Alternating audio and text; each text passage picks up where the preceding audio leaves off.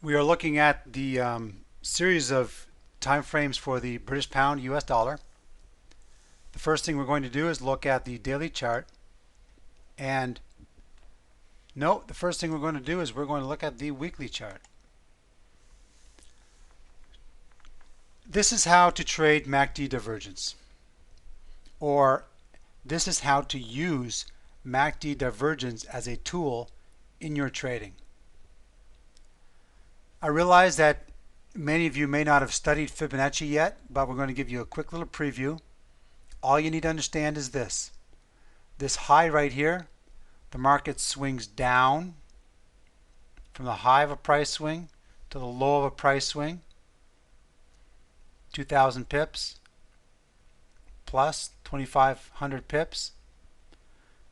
Price retraces 2,000 pips to, you see this red line here?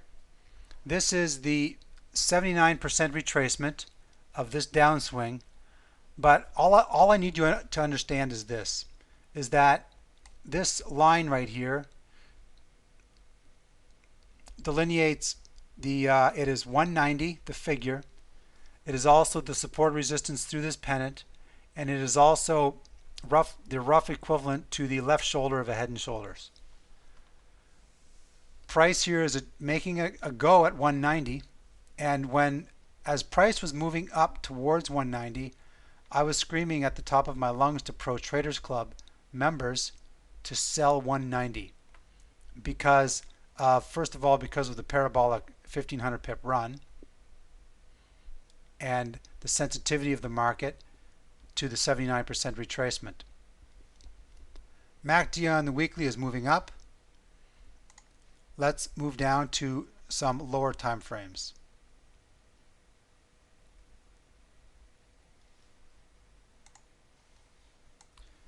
This is what it would look like on our daily chart.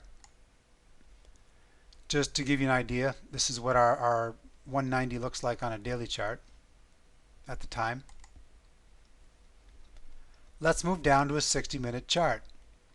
Knowing that we are at a key level at 190, so when we go to our 60-minute chart, we know that this 190 level here is a very, very, very important level.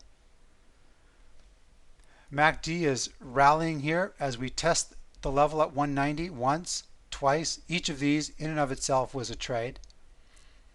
And then it retraces and it moves up.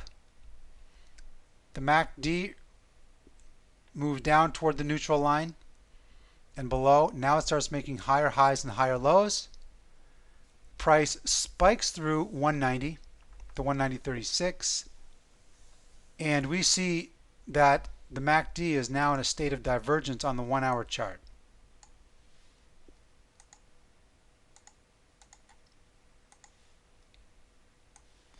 We see the MACD in a state of divergence on the 1-hour chart. Price made an attempt to go higher. Now we're looking at a multitude of factors. We're looking at price testing this significant high as defined by the large time frame, which is very powerful. Price is rallying and rejecting that level once again.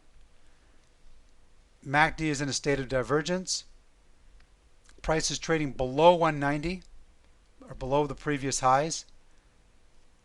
As a result of these combination of factors, we would expect that price will fall at this stage. Now we get a fall. You want to take your first profit early. It falls 200 pips immediately. Let's look at the 15-minute time frame now. Here's our 190 level on the 15-minute time frame. Here's our retest, but look at the high over here at the first test of the 190 level. You see our high right here? That is our first test of the 190 level. Now we're in a state of divergence. Price spikes through. This was actually an economic report that caused the spike through the 190 level. It was immediately rejected, and the MACD was in a state of divergence, further confirming how important this 190 level is. And if price trades and holds below the 190 level here, then again we are likely to see a potentially significant down move. We have our uptrend line, which could act as a minor confirmation should price move below the trend line, as it does here.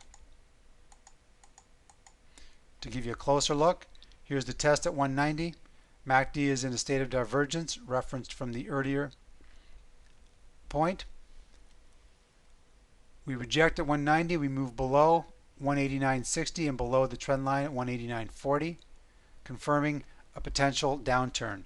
Again, I was screaming for traders to trade this short because it was just a real technically friendly move that was strongly suggestive what the sentiment of the market was at the time.